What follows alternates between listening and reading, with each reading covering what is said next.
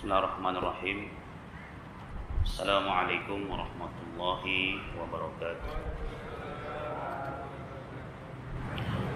Allah Subhanahu wa ta'ala senantiasa menggandengkan antara ibadah yang sifatnya vertikal dan ibadah yang bersifat horizontal, yaitu ibadah maliyah, ibadah yang terkait dengan harta.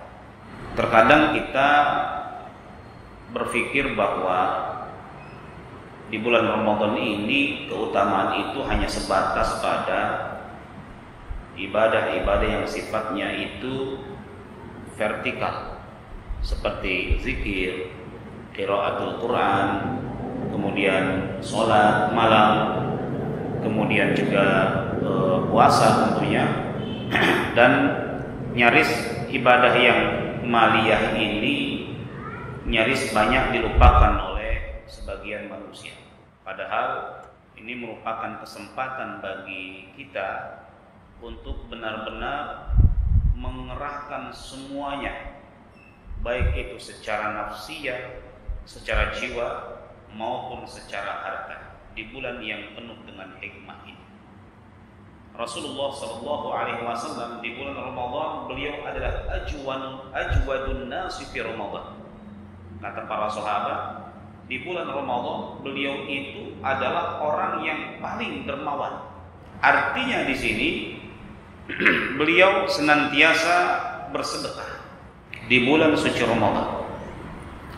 Bahkan disebutkan ada yang datang kepada Rasulullah SAW minta sesuatu, dikasih, minta lagi, dikasih lagi, minta lagi, dikasih lagi, seperti itu. Jadi beliau sangat dermawan sekali, terlebih di bulan suci Ramadan. Mengapa demikian? Karena tentunya sama dengan ibadah yang lain. Ketika ibadah yang lain dilipat gandakan pahalanya oleh Allah Subhanahu wa ta'ala, pun demikian dengan sedekah yang dilakukan di bulan suci Ramadan, yang sifatnya ibadah maliyah, yang sifatnya harta. Kalau kita perhatikan ayat-ayat Allah, penting sekali sedekah itu, karena sedekah ini merupakan harta yang kita simpan sebenarnya. Sebenarnya kita tengah menyimpan harta lewat sedekah. Kata Rasulullah SAW, sebenarnya hidup kita ini, harta yang kita punya ini yang kita pakai. Fa'ablait, kata Nabi, pasti suatu saat akan rusak baju kita. Apa yang kau punya kecuali yang kau makan, yang kau pakai, yang kamu makan, sudah. Itu aja sebenarnya harta yang kita miliki itu. Dan apa yang kau sedekahkan, dan itulah yang akan kekal. Kekal di sini, ya, mengekalkan harta kita. Harta kita akan senantiasa ada sampai nanti di akhirat ketika kita bersedekah. Kemudian memberikan keberkahan kepada harta kita. Selain harta itu, dengan sedekah itu, harta akan terus ada nanti sampai akhirat. Harta yang kita miliki, ya, yang menjadi amanah Allah Subhanahu wa ta'ala, itu menjadi lebih berkah lagi, lebih bisa memberikan keberkahan baik kepada diri kita, kepada keluarga kita, juga memberikan an-numu, pertambahan kepada harta. Konsep Islam itu, ketika seseorang itu bersedekah, dia akan, pertama, akan semakin berkah hartanya. Yang kedua, dia akan senantiasa dicukupi oleh Allah Subhanahu wa ta'ala. Namun lagi-lagi kita tidak bisa menjadikan sedekah untuk mencari kekayaan. Kalau kita mau misalkan kaya, ya berusaha, begitu. Saya mau sedekah, saya pengen punya rumah sekian M, berarti saya sedekahnya harus sekian juta misalkan. Enggak seperti itu dalam Islam. Realitasnya memang sedekah memberikan keberkahan. Tetapi kalau kita mau berhasil dalam usaha, ya berusaha. Kita diperintahkan untuk bersedekah sebelum nafas kita berakhir.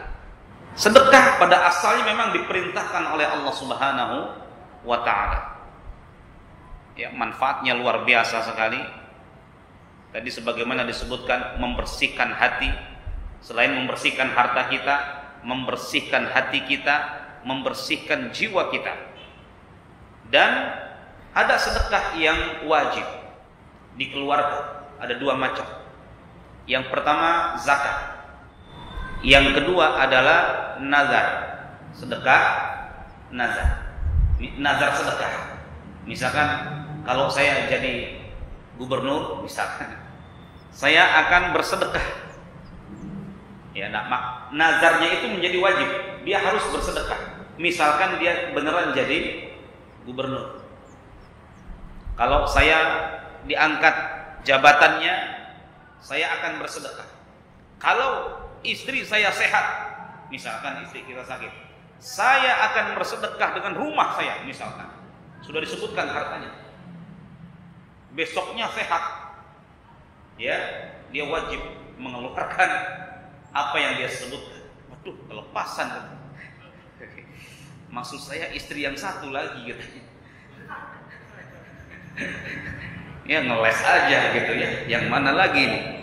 Kaitan dengan yang pertama yang akan kita bahas, yaitu sedekah yang terkait dengan harta, yaitu zakat. Zakat merupakan rukun Islam ketiga sebelum puasa. Syahadat, salat, zakat. Kedudukannya luar biasa. Senantiasa dalam Al-Quran, wa aqimus sholat wa atu az-zakat. Sholat dan zakat itu nggak bisa dipisahkan. Orang yang soleh, dia secara spiritual pasti sosialnya juga soleh. Zakat adalah harta yang wajib dikeluarkan oleh kita. Ini rukun Islam masalahnya. Setelah kita mencapai jumlah harta tertentu dalam kurun 1 tahun. Jadi nggak semua harta dizakatkan, karena hartanya pun tertentu, dan mencapai jumlah tertentu dalam kurun 1 tahun. Hukumnya wajib dan kafir orang yang mengingkari zakat. Bahkan Allah Subhanahu wa taala mengancam orang-orang yang tidak mau mengeluarkan zakat, dan orang-orang yang menyimpan emas dan perak kemudian tidak dikeluarkan zakatnya di jalan Allah, maka beritahukan mereka dengan azab yang pedih. Oleh karena itu belajar zakat sama seperti belajar sholat. Wajib kita mempelajari zakat. Wajib kita. Terkadang manusia tidak sadar bahwa hartanya itu sudah melebihi jumlah yang harus dizakatkan. Tapi karena dia bodoh, dia masuk dalam ancaman ini. Tidak semua harta itu dizakatkan. Ada harta-harta tertentu saja. Di antaranya yang pertama bahimatul an'am, hewan. Ya. Di antaranya adalah onta. Kita nggak punya onta di sini, punya sapi, ada sapi. Ya, zakat kambing, ya, onta, sapi dan kambing itu bahimatul an'am. Berarti ayam nggak ada zakatnya. Ya. Ada nggak zakatnya? Nggak ada zakatnya. Anak punya ayam kan, banyak sekali kan, nggak ada ayam potong, nggak ada zakatnya. Ya, bebek nggak ada zakatnya. Ya. Jadi hanya tadi onta, sapi dan kambing. Tapi kalau ayam itu diperjualbelikan, nah itu nanti ada. Kemudian an-naqdan, emas dan perak. Ya, ini pun ada zakatnya, emas dan perak. Permata gimana tak? Tidak ada zakatnya. Loh, lebih mahal, tidak ada zakatnya. Allah hanya menyebutkan apa? Emas dan perak sudah. Ya. Apalagi akik gitu ya, batu akik. Ya enggak ada zakatnya sudah. Kemudian berikutnya adalah urudut tijarah. Nah ini, urudut tijarah, barang-barang yang memang diperjualbelikan, dipersiapkan untuk dijual belikan. Contoh ayam tadi nggak ada zakatnya. Tapi kalau ayam ini, ya, ayam ini dipersiapkan untuk dijual, memang dia apa bahasa kitanya peternakan, beternak ayam disiapkan untuk dijual, maka nilainya itu ada zakatnya. Ini namanya zakat urud at-tijarah. Contoh lagi, rumah sudah nggak ditempatin, sudah diiklankan dijual rumah, mau diperjual belikan properti, ya, bisnis properti, maka dia ada zakatnya, ya, nilai rumah itu. Nah, semua barang-barang yang dipersiapkan untuk diperjualbelikan terkena zakatnya. Kemudian hubub wassimar. Hubub wassimar itu biji-bijian dan buah-buahan, itu pun ada zakatnya. Nah,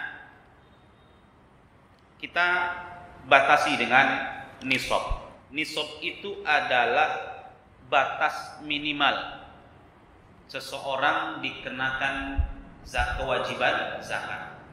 Batas minimal dari harta yang dimiliki dia dikenakan kewajiban zakat, itu nisab. Nisab emas atau nisab, ya, emas dan perak itu 2,5% dari, ya, 84 gram emas 24 karat.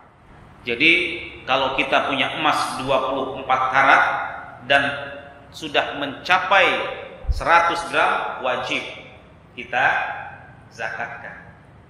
90,95 gram emas, ya, 21 atau 18 atau 21 karat. Tapi kalau 24 karat tadi 84 gram. Kalau sudah mencapai jumlah seperti itu, maka wajib kita zakatkan, keluarkan zakatnya. Berapa? 2,5%. Kalau kita punya emas 24 gram, totalnya itu 100 gram, maka zakat 2,5%-nya adalah dikeluarkan 2,5 gramnya. 2,5 gramnya. Jadi diambil dari emas itu 2,5 gramnya, bawa ke toko emas, diuangkan, bagikan. Boleh nggak saat saya ambil emasnya 2,5 gram, saya kasihkan 2,5 gram ke orang yang mustahik? Boleh dikasih dalam bentuk emas, silakan. Wah, dia mustahik ngasih emas, luar biasa, ya, 2,5 gram. Ini zakat emas seperti itu. Nah, zakat harta pun sama seperti itu. Mengapa emas dan perak ada zakatnya? Karena emas dan perak itu alat tukar. Nah, sekarang alat tukar kita di Indonesia ini apa, Pak? Rupiah. Berarti rupiah itu pun ada zakatnya. Berarti ya sudah, sekarang 84 gram minimal, ya, dikali 1 gramnya berapa? Nggak tahu. Dulu mah saya ngitungnya 54 juta itu. Dulu saya pernah di berapa? Sekarang nggak tahu harga 1 gram emas berapa. Kayaknya makin naik, ya. Berapa? 1 juta. Naik, ya. Dulu saya ngitungnya 570 berapa, jadi nggak 500 juga. Sampai 700-an tuh harga. Jadi sekitar 56-an gitu. Sekarang kalau misalkan 1 juta berarti 84 juta. Jadi bapak-bapak misalkan ada di rekening, ya, mengendap 84 juta, keluarkan zakatnya sebelum nanti dapat ancaman ayat ini. Wajib keluarkan zakatnya. Di tabungan misalkan 84 juta, wajib kena zakatnya. Itu sudah keluarkan dengan kebutuhan-kebutuhan tentunya. Kebutuhan berapa? Kebutuhan sehari. Boleh enggak? Oh, 2,5 gram dari ini. Ya, baik. Pastikan beli dulu emas. Maksudnya begini Pak, wajibnya kita kan ngambil dari situ.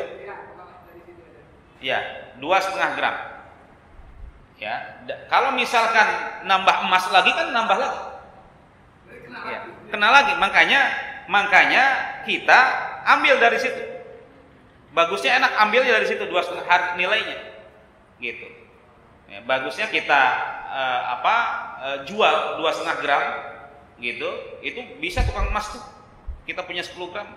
Ada aja caranya itu. 2,5 gram diapain gitu. Pokoknya ditukarkah atau apa, yang penting 2,5 gram itu keluar dari situ. Itu lebih bagus. Ya. Karena kalau kita nambah nilainya, berarti nilai emas kita nggak diapa-apain. Kalau kita mau tetap, yaitu tadi kita keluarkan nilai uangnya itu, ya kita keluarkan, tapi kita harus hati-hati, harus sesuai dengan harga emas itu. Wallahu a'lam bishawab. Jadi yang pertama kita pastikan dulu berapa karatnya, Pak. Karena berbeda. Kalau di atas di bawah 24 karat itu 95 gram nisabnya. Nah, berlian tidak dihitung. Jadi dicopot dulu berliannya, atau ya tukang emas pasti tahu nih gramnya itu di luar berat berlian itu. Karena berlian tidak ada zakatnya. Begitu. Jadi harus dipisahkan dulu dari berliannya. Karena memang yang harus kita keluarkan adalah nilai emasnya itu atau nilai peraknya. Saya dulu ditanya seperti itu, wallahu a'lamu bissawab, ya. Saya dulu menjawab tetap ada zakatnya karena memang rumah itu akan dijual. Walaupun belum laku, karena kalau udah laku mah tuh udah nggak ada zakatnya, selesai lah sudah. Ya, jatuhnya zakat mal mungkin ya. Urut tijarah itu sama, beda dengan zakat mal ya.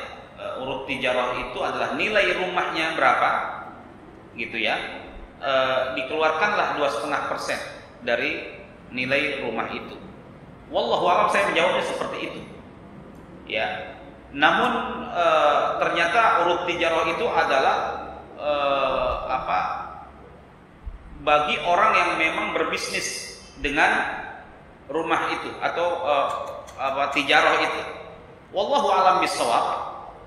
Rumah itu walaupun bukan bisnis ya, tetapi nilai rumah itu tentunya berbeda dengan ketika kita beli ya.